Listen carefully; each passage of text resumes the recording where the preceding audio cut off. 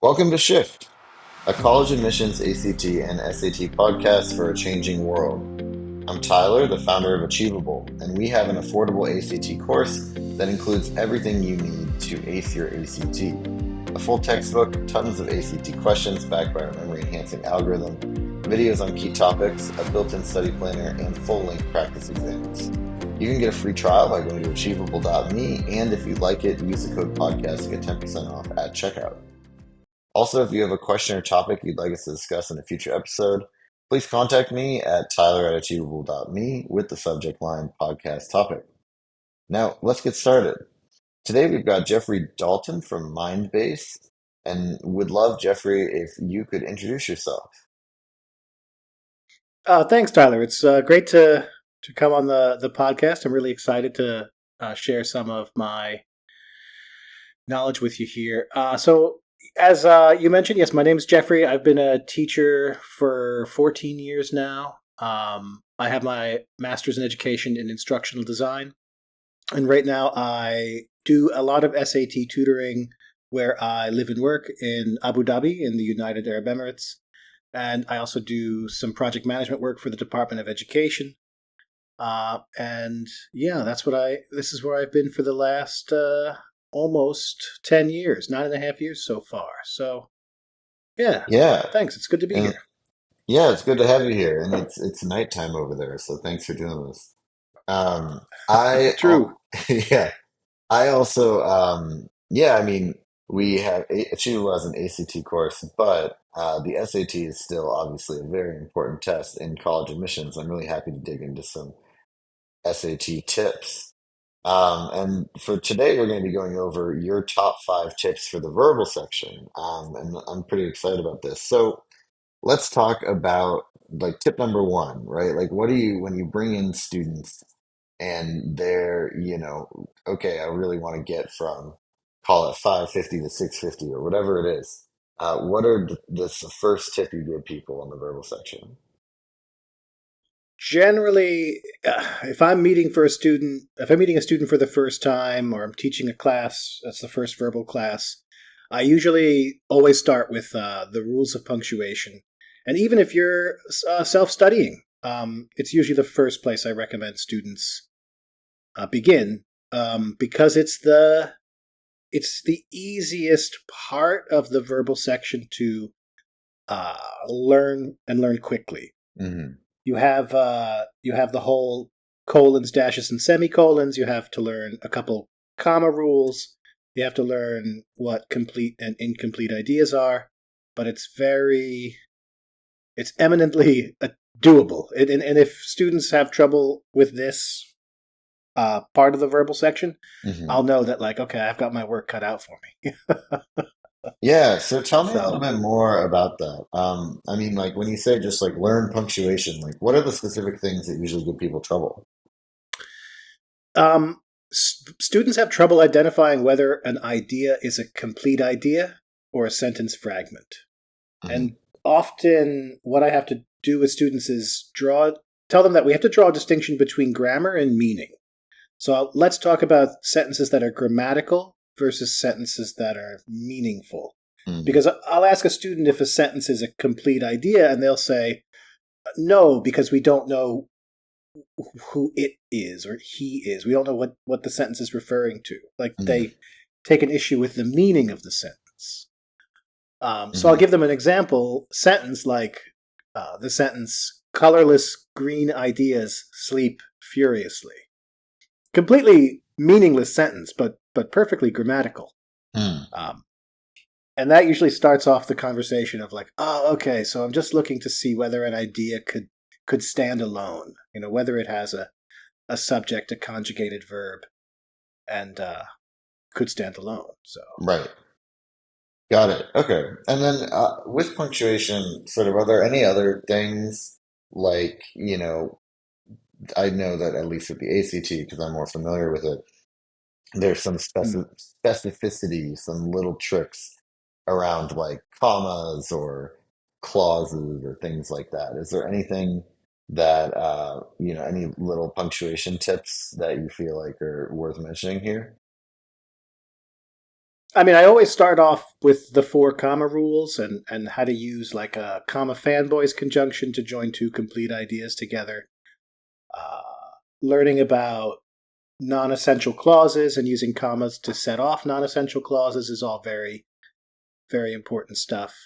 Um, I think one of the reasons I like to start with punctuation is because it's very foundational, and I like to think sometimes that what I'm teaching the students is not just something that only has application on the SAT. I like to think, and this may just be total conceit here, but I like to think that I can help students to become a little bit more sophisticated in their sentence construction and in their writing Right. by raising their level of awareness to like, oh, I could use a colon here, or I'll join Hmm. these ideas with a semicolon. So, Right. um, And then talk to me a little bit about like I mean, you're talking about sort of like their implications in real life, which also made me think that I'm guessing that there's a fair amount of the people that you're working with out in the Middle East, where you are, like English may not be their first language. Is that accurate? hmm. And then does that kind of change or give rise to any additional kind of punctuation tips? Additional tips? No. It is true to say that they are nearly always second language learners of English, or it's their third language. But honestly, I don't, because I taught in the U.S. for 4 years before I came here, and been doing this for 10 years, as I said, and I don't see a huge difference in what I have to deliver, or what I had to deliver in the U.S. and what content I deliver here. Hmm. The only thing would be that, like, yes, they're second language learners of English, and they have a little bit more trouble identifying when an idea is complete versus incomplete. But once they get that foundation, it's very like they go, okay, this is the rule. Here's how you use Hmm. comma fanboys. Uh, so Great. yeah. All right. Yeah, it sounds like we've covered tip number one then. So really master your punctuation and get all those rules memorized, maybe even put them on flashcards. That's the kind of thing that I think will set you with a really nice baseline. And then Hmm. let's move on to tip number two. So what is tip number two for you? So tip number two is also usually the second thing that I cover with students, and this is logical transitions. So when I talk about logical transitions, it has application for these question types on the SAT called most logically completes questions, Hmm. because they will literally, the answer choices will be logical transitions, and you'll be asked, should we use because in this blank, or should we Hmm. use in fact, or some other logical transition. So they're directly applicable there. But there's also a question type called logical and precise word or phrase. And these are students often think these are vocab questions. They're close reading questions. So they're fill in the blanks. But if you deep dive into all of the vocab questions on the SAT, you'll discover that the key to unlocking them is actually in identifying a clue that tells you what word should go in the blank. And that clue is often uh, based on a logical transition, like although or because, or Hmm. something that points the student to uh, what should go in the blank. So Hmm. logical transitions they have huge utility in Hmm. a lot of different question types. Yeah, so then let's talk about that a little bit more. Like it seems like you can pretty obviously identify when the problem is asking for one of these sort of transition questions when it says which of these most logically completes, right? Like when that's Mm. like a question type. But does it come up anywhere else, or is there any other kind of phrasing that they use to try and like trigger these types of questions? Uh, Most logically completes logical and precise word or phrases, and then there is a third one, I believe. oh, it's slipping my mind right now, but it's Something along those lines.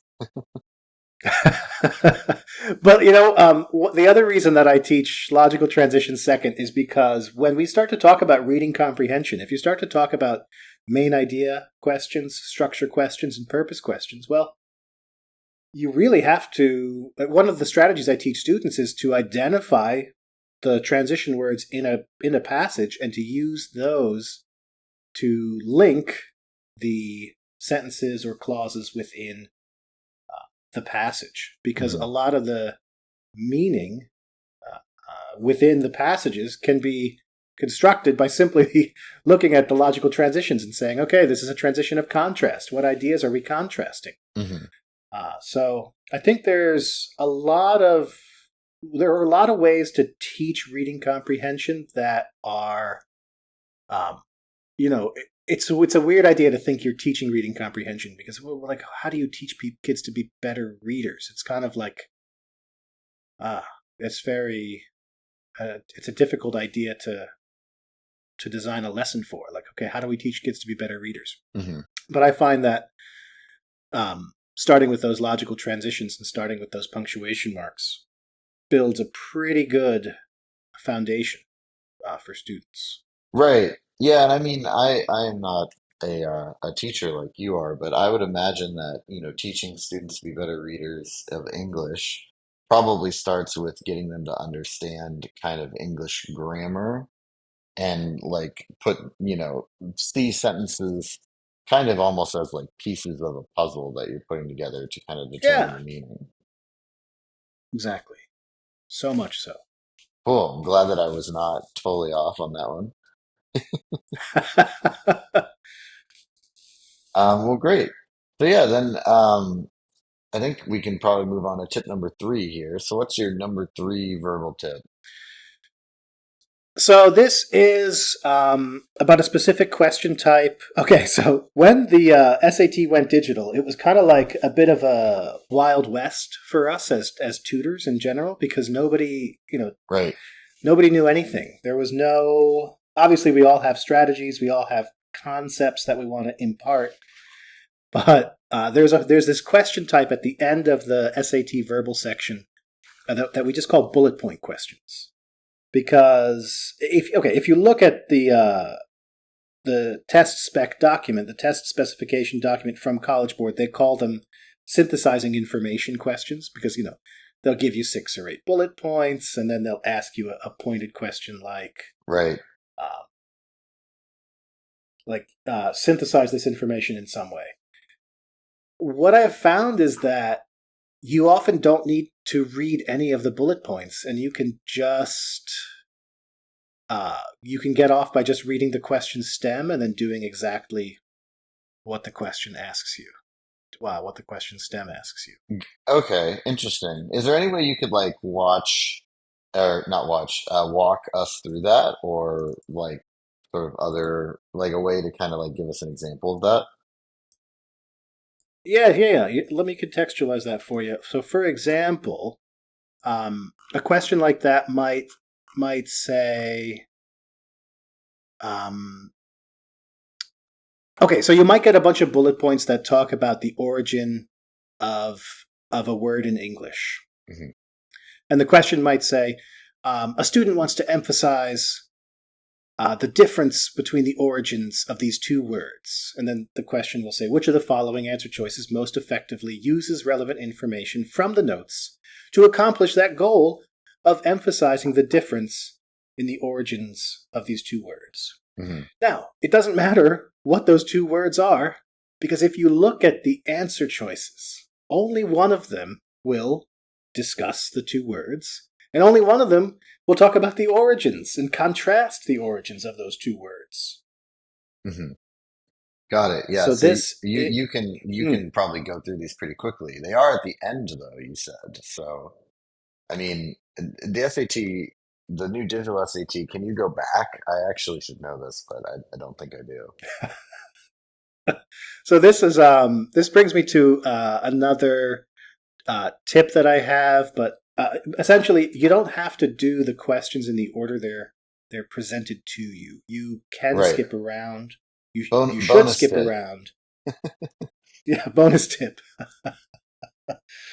You should skip around. You can also mark questions and then come back to them later if you get stuck on something.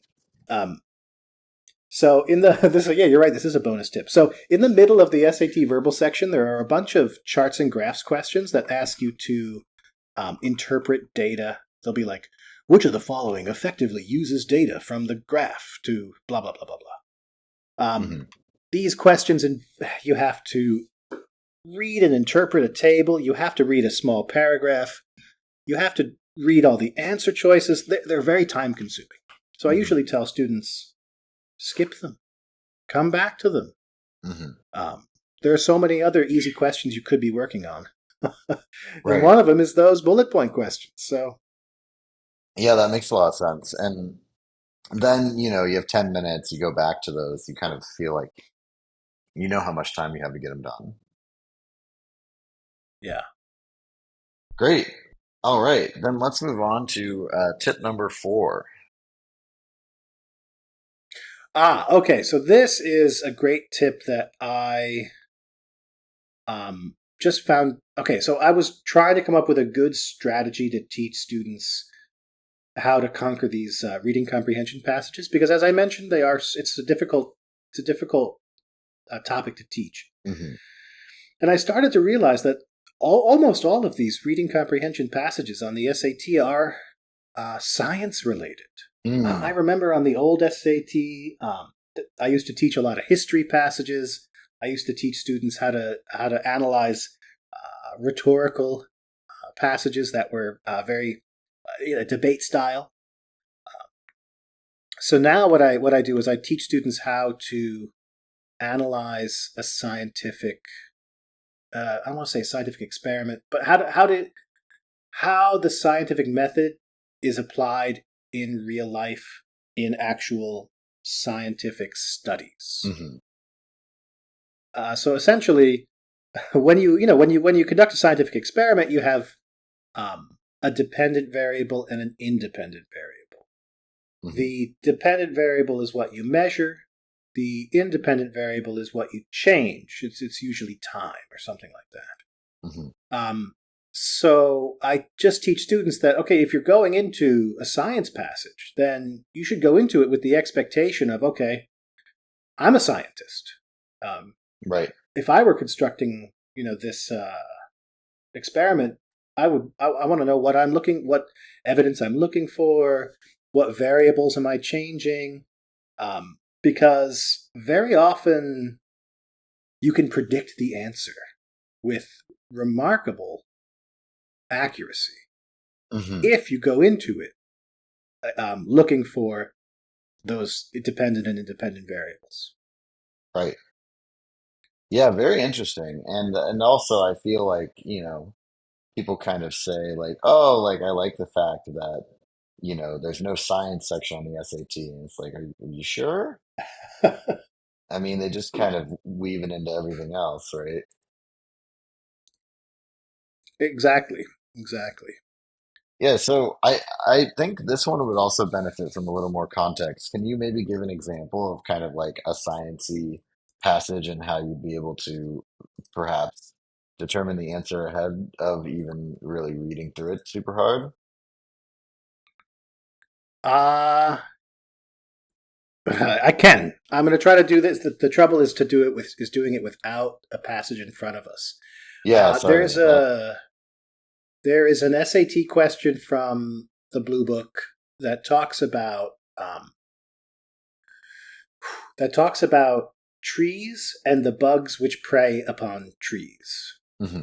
The author of this miniature little passage here says that the bugs and the trees coexist in this one location, say Australia, and then someone takes the tree and moves it to a new location, say like North America, and then 100 years later they discover that the same bugs that preyed on the tree in Australia had somehow found their way uh, to America. Hmm. And the idea was that even if we change the location of the tree, there is still a link between the bugs that prey on them. Hmm. Okay. And if you go into the passage thinking like, okay, well, what are we changing? What are we measuring? Then the answer becomes very clear that like, oh, the SAT is looking for me to draw the conclusion that when we change the location of something, uh, you know, what we're measuring will be the presence of the bugs. Right. So obviously, the answer choice has to talk about those bugs. If that makes sense. Hmm. Yeah, that doesn't make sense. And so you should be basically like you read the passage, you try to understand, in the sciencey way, like what is the experiment? Like what is the variable that's changing here? And there might be more than one, but you need to figure out then like which is the one that matters in relation to the answer. And then that'll kind of help you figure out like, okay, which of the answer choices talks about this variable, right? Or gives the correct relationship between the variable and the outcome. Yes, exactly. Yes. Great. All right. I feel like I'm doing okay as your sidekick here. Uh, so then let's move on to tip number five, the grand finale. Yes, and this is arguably the most important one. At least as a tutor, it is the most important one. For Right. me, it's the one that I wish all my students would do. But this is build an error log. Build a log of your mistakes. Hmm. Um, Essentially, if you spend 3 hours taking an SAT practice test and then you do not spend another 3 hours analyzing it and reviewing it, well, you have wasted 3 hours because, what use was it? What use was all that time if you didn't do any reflection? So my big three here are: Hmm. so you say you get a question wrong, you look at that question. I need you to write down three things. What concept was this question testing? What kind of Hmm. error did I make on this question? Was it a conceptual error, like I didn't know the concept? Was it a technical error, like I miskeyed something in my calculator? Was it a sloppy error, like I wrote something down on my paper and I couldn't read it? Like there are so many different types of errors students can make. And the third thing you need to write down is, what can I do to avoid making this mistake in the future? Because students all make different kinds of mistakes. And I can teach any single topic, say, punctuation, and get a little bit of score improvement out of that from students, just by virtue of the fact that, okay, now they know something that they did not know.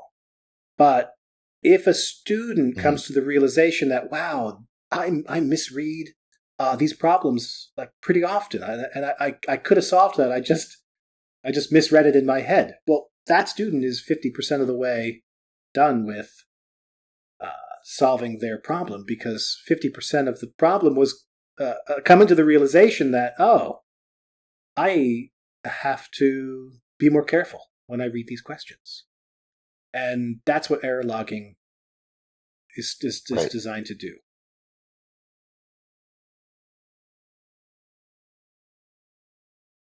Yeah, and I agree, and I think also like I really resonated with what you said at the beginning, which was that if you take like a practice test and you don't go over it, then you've kind of wasted the practice test. Like, yes, there's some benefit to being able to kind of like get some reps in on these questions in general. But what you want to be doing Yeah. is using these practice tests as like a diagnostic tool. Like you take the practice test and you go, huh, I keep getting these questions wrong where, they're just like these simple punctuation rules. Okay, I've got to go re-memorize those and I've got to really hammer those and I've got to practice those. Hmm. And the other thing I would say is like, is keeping an error log like time consuming and kind of annoying? Like, yeah, I mean that it is, but Totally. also it is less time consuming than doing a ton of practice tests with kind of with like no error log and no real path to improvement. Like if you're just doing practice tests and then just studying everything and then just doing practice tests, you're wasting way more time than if you were using an error log to pinpoint the specific things you should be studying and practicing the most. It doesn't mean you don't practice other things at all, but it does mean that like you want to spend kind of like 70% of your time on the stuff you're getting wrong, at least, Mm, and that'll save you time. So it's an upfront investment for kind of a long-term time gain is kind of the way that I think about it. And I definitely think having error logs is really important. definitely. And I think that you make an excellent point that um, you could spend 50 hours studying for the SAT, but if you did it smartly and you built an error log, then maybe you wouldn't need 50. Maybe you could do it in 30. Hmm. Yeah, Yeah. exactly. Well, great. Anything else as we wrap up to your five SAT verbal tips? No, I've those are the top five. You'll get a lot of improvement out of just a couple of just those things if you apply them. Great. Well, thank you so much. This has been Shift, a college admissions podcast for a changing world, hosted by Tyler from Achievable with Jeffrey Dalton from Mindbase. And you can get a free trial of Achievable's ACT course by going to achievable.me. And if you like it, be sure to use the code podcast to get 10% off.